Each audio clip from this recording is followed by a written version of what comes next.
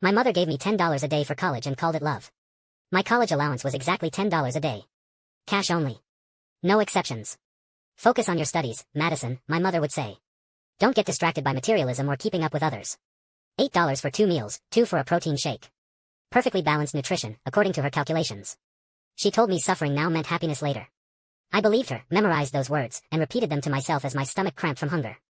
Until I started modeling at car shows to survive. Money? Turns out it wasn't that hard to make after all. Chapter 1. 3 weeks into my freshman year at Northwestern, I was the first in our family to attend a prestigious university. My mother couldn't contain her pride. She started a video call with our extended family group chat, eager to share her parenting wisdom. On screen, Mom beamed with satisfaction. Want to know why Madison is so successful?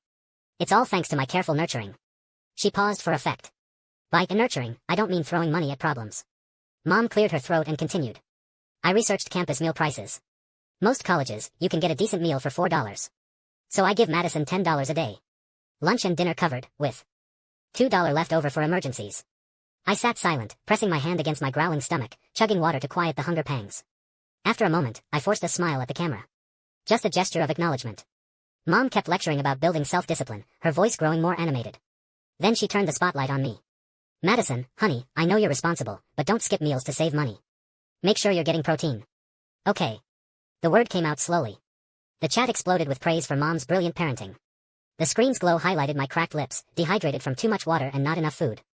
I hesitated, then asked quietly, Mom, could you maybe increase my allowance a little? Everything here is more expensive than we thought. It wasn't just expensive, it was brutal. A plain bagel cost $3.50. The cheapest salad was $9. Meat was a luxury I couldn't even consider. I'd been dizzy with hunger for days. But my question made her face darken. She looked genuinely hurt that I'd even ask. Madison, in high school you managed on $5 a day. Now I've doubled it to $10. How is that not enough? I know college can be tempting, sweetheart. That's why I insist on cash online or credit cards, no Venmo. It helps you budget properly. Why can't you appreciate what I'm doing for you? Her voice cracked with disappointment. Her eyes reddened with unshed tears. $10 a day meant $300 a month. After splitting utilities with roommates, buying necessities like shampoo, tampons, laundry detergent, everything cost money. I hadn't eaten properly in over a week. Plain bagels soaked in water had become my staple, tasteless and barely filling. I picked at my cuticles, trying to stay calm and explain. Mom, we have to split the AC bill and utilities in the dorm. That's $70 a month right there. Plus there are group projects, study groups. If I never participate, I look antisocial. My voice grew smaller. The truth was, I declined every invitation. Every pizza night. Every coffee run. I could see the judgment in my roommates' eyes. Heard the whispers when they thought I wasn't listening. But Mom heard only what she wanted to hear, that I was spending money on air conditioning and socializing. And that made her furious. When Mom got angry, she always brought up Dad. Time to guilt trip me back to reason. Your father works construction in this heat, Madison. He's risking heatstroke to pay for your education. You sit in air-conditioned classrooms and want more? For parties and AC? We're not like other families. You need to understand that. Poor kids have to grow up faster. Stop being so materialistic. Mom's voice dripped with disappointment. I shouldn't want things. Shouldn't compare myself to others. After everything I've said, you should know better. I just bragged about you to the family, and now you're embarrassing me. Think about what you're asking for. Then we'll talk. She hung up without another word. The screen went dark. Chapter 2. I stared at the black screen for a long moment, stomach churning with hunger and something worse to spare. Finally, I couldn't hold back anymore. I laid my head on my desk and cried silently. I didn't dare sob out loud. Then someone placed a protein bar on my desk. My roommate Sarah. I looked up, startled, ready to refuse. She pushed it firmly into my hands. Just eat it. I bought extras for everyone. If you don't take it, I'll think you don't want to be friends. Something twisted in my chest. I'd thought I was hiding it well. Apparently not. I couldn't help the tears that came. That night, the protein bar gave me enough energy to feel human again. I went to classes, ate in the cafeteria, slept. My relationship with my roommates began to thaw. They included me in conversations, invited me to study together. A month later, Sarah suggested ordering pizza for a dorm room dinner. She didn't text our group chat. She asked me directly. Madison, you in? We're getting Papa John's delivered. They have a $5 off coupon. I was about to decline when my eyes drifted to my desk drawer, where I kept my cash. I didn't know if I had enough. I'd never had pizza from a real pizza place before. She caught my hesitation and added casually, I have reward points too. With 5 of us splitting, it's like $6 each. I smiled shyly. Count me in. We ordered pizza together, a real dorm bonding experience. While waiting for delivery, we talked about everything. High school stories, college dreams, embarrassing moments. I learned Sarah got $1,500 a month for expenses. Another roommate, Jessica, laughed. Honestly, $1,500 isn't even enough. My mom gives me $2,000, not including clothes or anything extra. Everything's so expensive now, she sighed. I stayed quiet, just listening. But I couldn't hide the envy in my eyes. We chatted for half an hour before the pizza arrived. I jumped up to get it, opened our door, and froze. Mom? What are you doing here? Her shriek exploded through our quiet dorm. She held the pizza box, demanding, you ordered this? I drove 3 hours to bring you farm-fresh eggs for nutrition, and this is how you repay me? Telling me you need more money while ordering junk food? The room went dead silent. Sarah's smile froze. My other roommates exchanged mortified glances before retreating to their beds. My face burned with humiliation. The shame felt like being stripped naked in public. Mom, it's just pizza. We're splitting it 5 ways. It's only $6. Mom's face stayed dark. Eventually, she spoke. Not expensive? How is $6 not expensive? Your father makes $15 an hour doing backbreaking labor. You know our situation. While he's getting sunburned on construction sites, you're here in your air-conditioned dorm eating pizza? Have you lost your mind? Tears blurred my vision. Shame made it impossible to look up. I didn't know what to say. When I stayed silent, Mom dropped her ultimatum. Right now, in front of everyone, return this. Get every penny back. I stared at her in disbelief. It's already been delivered. You can't return food. She snorted. I know that. So make them give you the money back. These girls corrupted you. Stay away from them. Mom. Tears streamed down my face, my voice breaking. Please. Please stop. Chapter 3. The air in our dorm room felt suffocating. I could feel my roommates stare shocked, pitying, embarrassed, and underneath it all, a hint of disgust and distance. Sarah quietly approached and pressed $6 into my hand. She opened her mouth to speak, then closed it. Finally, if you want pizza, it's my treat. You don't have to pay. Just, take the money back. Mom looked satisfied, but she wasn't done. I felt like I was falling into hell. The humiliation cut through me, shattering what little self-esteem I had left. I slowly sank to the floor, trembling silently. Mom set the egg carton on my desk with exaggerated care. These are organic, farm-fresh eggs. Very expensive. Guard them careful, I didn't let anyone steal them. After that day, a wall went up between me and everyone else. But I became the perfect daughter in my mother's eyes. I started sending her daily expense reports. From $10 a day, I cut down to $5. Mom was thrilled. She said I was learning financial responsibility. The truth? I was hitting the cafeteria at closing time. The leftover food was cold and picked over, but half price. I'd load up a tray, wolfing down everything before it closed. The cafeteria worker watched with surprise. This girl can really put it away. But I was just so hungry. The emotional weight was crushing. I kept my head down, shoveling food mechanically. After dinner, I sent Mom my daily report. $4.65. She immediately forwarded it to the family chat. Madison only spent $4.65 today. She's brilliant with money and gets great grades. Don't spoil your kids, teach them the value of a dollar. See? I told you $5 a day is plenty. Next goal, $3 a day.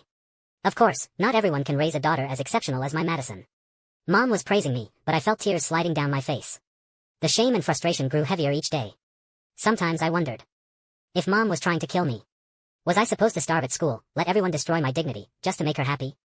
But Mom always said once I turned 18, she had no obligation to support me. I should be grateful for any help. I was so ungrateful. Wiping my tears, I started to leave. Excuse me, miss. Interested in car show modeling? $500 a day, no cap. I turned to find a man in glasses watching me. His gaze swept over me, appraising, invasive. Seeing my shock, he continued, here's my card. You'd be perfect. College girls like you do very well as car models. Sensing my interest, he pressed on. The more attention you draw, the higher the pay. Innocent college girl types have broad appeal. I bit my lip, saying nothing, but my mind raced through the possibilities. After he left, I pulled out my phone and searched, car show modeling. The results showed scantily clad women draped over luxury cars.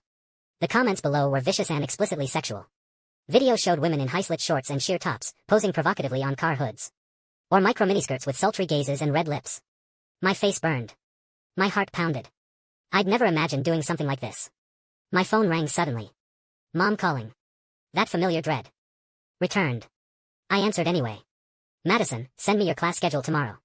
I want to monitor remotely, make sure you're not skipping classes for parties. Is the money lasting? $5 a day should be plenty. Don't compare yourself to rich kids.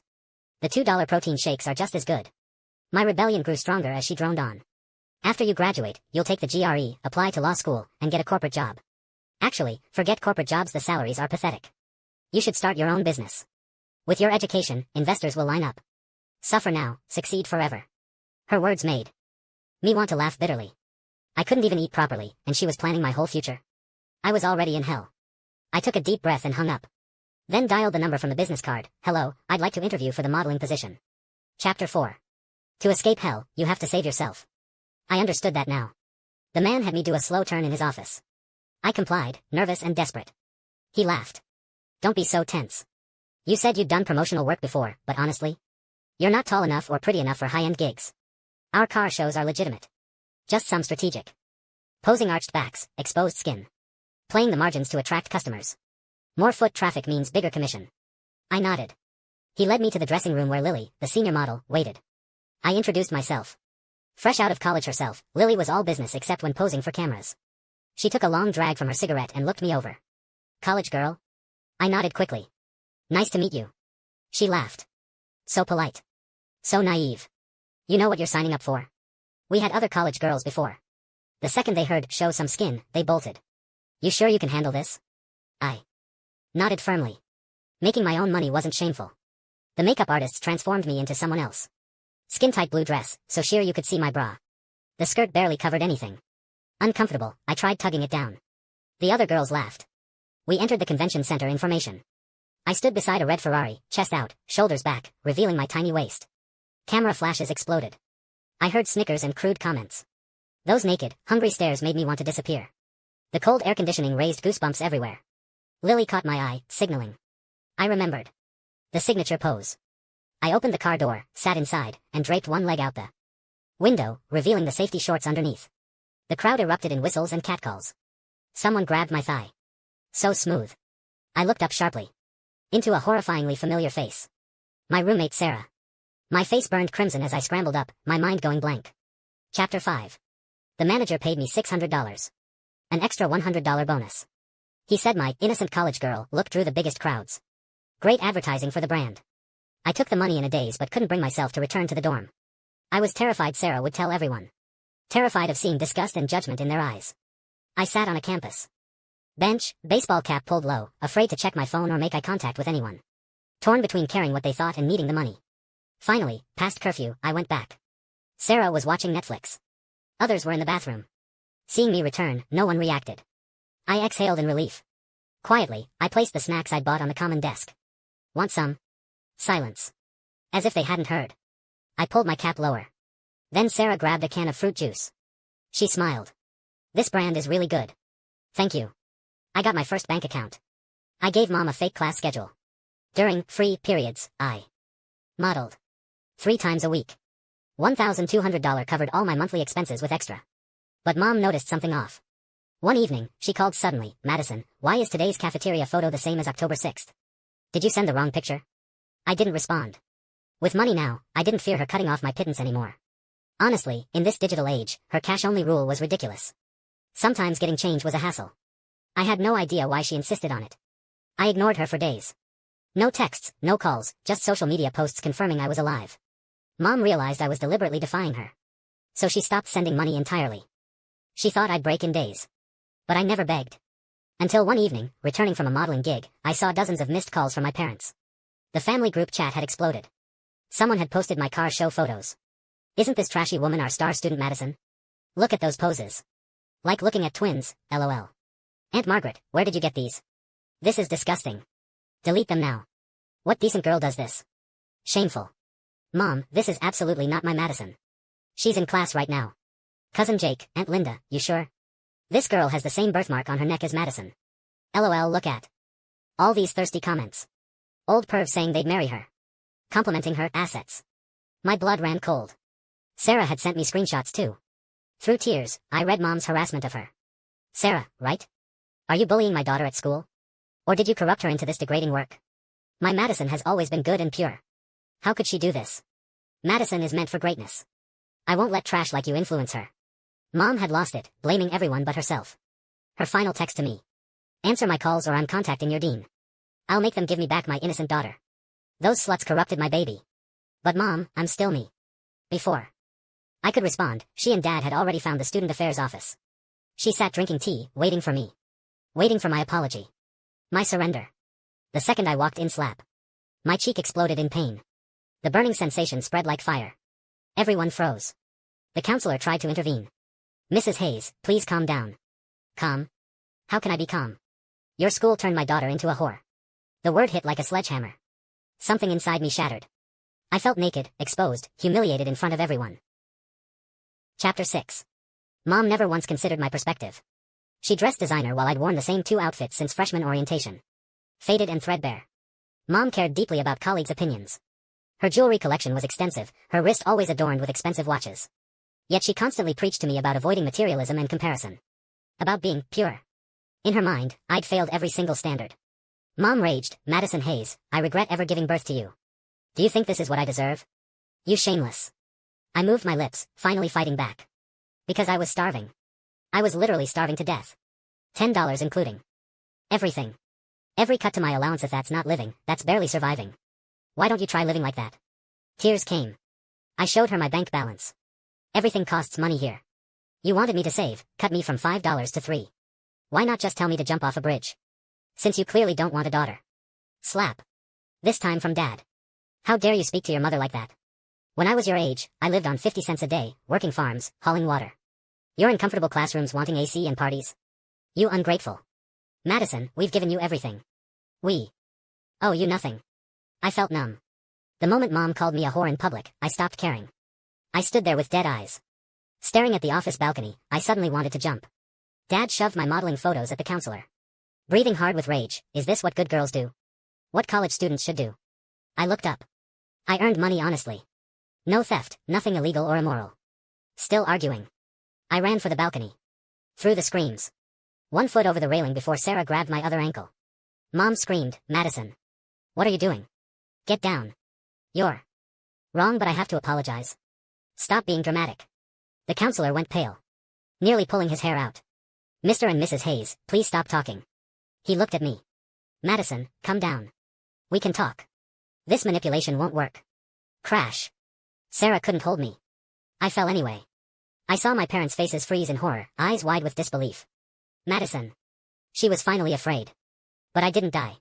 I jumped deliberately. The counselor's office was on the 2nd floor. There was a maintenance ledge outside. I landed safely. I just wanted to hurt them. Used an extreme method.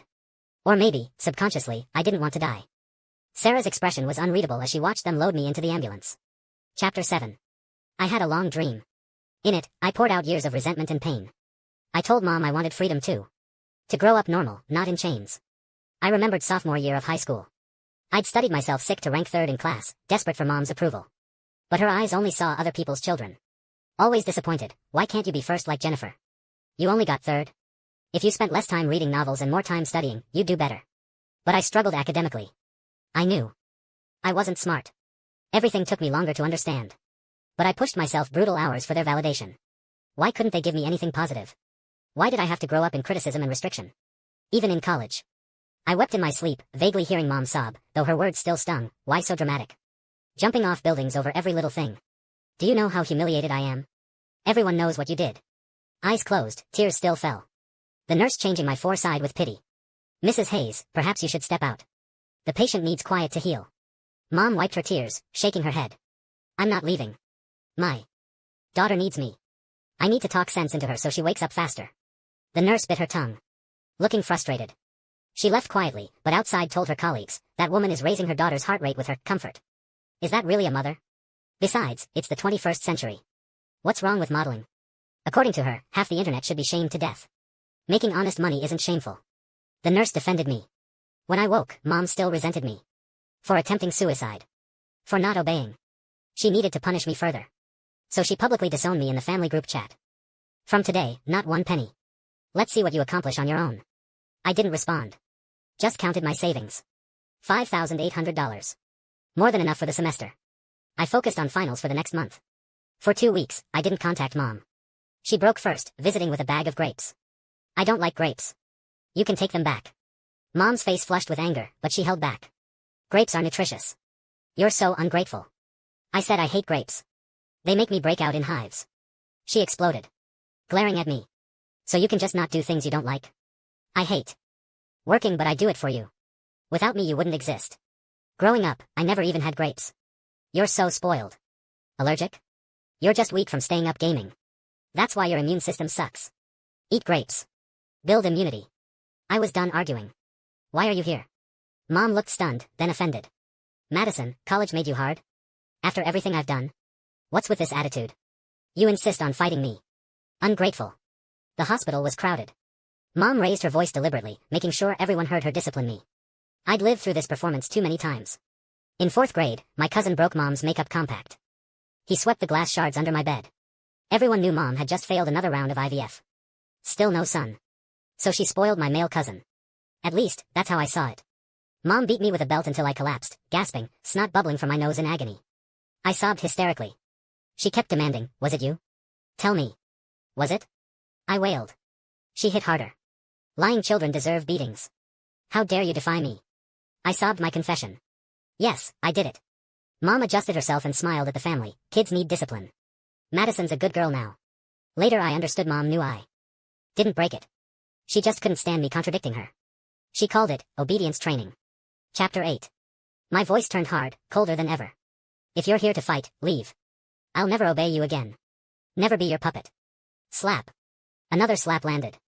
Her hand froze midair, looking frantic, but her tone stayed harsh. She snarled, I raised you and this is my thanks. What gives you the right? You want a scene at the hospital? I stared at her coldly. Finally, had enough? If not, here's my other cheek. In your eyes, I'm just an obedient tool. Everything you do is for my own good while everything I do is wrong. I'm the trashy one who modeled cars, I deserve the abuse. I brought it on myself by not having dignity. Happy now? Want me to say more? Mom's face showed shock and confusion. Complex emotions in her eyes. Finally, she spoke quietly, you've changed. This isn't. I was just trying to help. I haven't changed. I just don't want to be your good girl anymore. Mom, why do you dress designer for colleagues but humiliate me in front of my friends and roommates? Destroying my dignity, grinding my self-esteem into dust. I tilted my head, thinking. Does that give you satisfaction? Well, you can't threaten me anymore. I'd grow sharp edges as an adult. No one could hurt me again. The day I left the hospital, my parents didn't come. I preferred it that way. Started integrating into college life, becoming outgoing. Used my modeling money to treat friends to a real dinner. Not expensive, but they were good people. Always making me feel valued, as if our early awkwardness never happened. Everything was getting better. Until Dad called one day. Your mother, car accident on the way to see you. She's in the hospital. I froze. My scalp tingled, mind buzzing. Voice hoarse, I asked, how is she? She just wants to see you. Spend time with her. Your mother always loved you, Madison. You should be more understanding. Raising you wasn't easy. I closed my eyes. Dad was deflecting. The familiar weight returned. But this time, I said nothing. Just headed to the hospital. Opening the door, I saw Mom cheerfully eating an apple. Don't worry, she'll definitely come back. I'll play it serious, guilt trip her. She'll obey me again. I know my daughter. I stared at her. Overwhelming sadness washed over me. Finally, not anymore, Mom. Ever heard of the boy who cried wolf? Mom's face froze, guilt flickering in her eyes. I told her, next semester I got selected for a study abroad exchange program. So I'm escaping your control. Each word made my eyes redder. I never imagined she'd use a fake accident to manipulate me. Mom exploded in denial. What exchange program? You're not going. You'll pick up terrible habits abroad. I forbid it. Madison Hayes, will you not rest until I'm dead? Mom ranted, don't you know how diseased foreigners are? Sleeping around, catching STDs. If you dare go, we're done. You're not my daughter. I'll cut you off completely. No money, no support, nothing. Red-faced, she desperately threatened me, trying to change my mind. But I actually smiled. Same as always. Mom's favorite weapon, this threat. But this time, my voice was ice. Is this fun for you? My whole life selfish, extreme, controlling. Treating me like property. Honestly, I wish I'd never been your daughter. Mom reeled from my words. Then came explosive rage. Dad was even angrier. Madison. How can you say that? Your mother meant well. This is completely inappropriate. We only want what's best. What's best so I should starve until I develop ulcers while you brag to relatives about your stellar parenting? What's best so when I model to survive, you publicly call your daughter a whore in front of school administrators? Or is what's best faking car accidents? Testing my devotion? My voice was light. But hoarse. Unable to cry out years of pain. Dad's expression hardened. Uninvolved all these years, he only knew to defend Mom. It's her first time being a mother. She had reasons. Try understanding. I stared at him coldly. Found it laughable. Mom said you were too busy working. Too exhausted to deal with me. So I never knew what having a father meant. But you had time for bars with buddies. Just no time for your daughter. Why pretend to care now? Dad's face darkened, fingers unconsciously rubbing his pants. I figured your mother could handle it. His voice dropped lower. The air froze. I choked up, trembling uncontrollably. Struggling to breathe. Mom was stunned by my intensity. Suddenly panicked. Madison, I only wanted what's best for you. What's best? I repeated softly, staring at her, voice shaking. Then why did you call me dramatic every time I cried or asked for help? Why did you say I embarrassed you when I failed tests? Why was your first reaction to my illness that I was inconvenient? Mom went pale, lips trembling. Voice rising as if convincing herself, what mother doesn't want success for her child? You used that to hide your need for control. You never heard what I wanted, only cared if I became who you expected. She staggered back as if I'd stabbed her heart. Voice cracking, tears finally falling. I raised you and this is my reward? Not hate. I shook my head, tears hitting the floor. I'm just exhausted. Deep breath, forcing calm. Your parenting nearly killed me. I turned and left, her broken sobs and Dad's frantic comfort echoing behind. But this time, I didn't look back. The corridor lights were bright and cold. Sometimes you have to accept that your parents' love isn't pure, it's mixed with selfishness they don't even recognize. I took a deep breath. From now on, I'd learn to love myself. The end.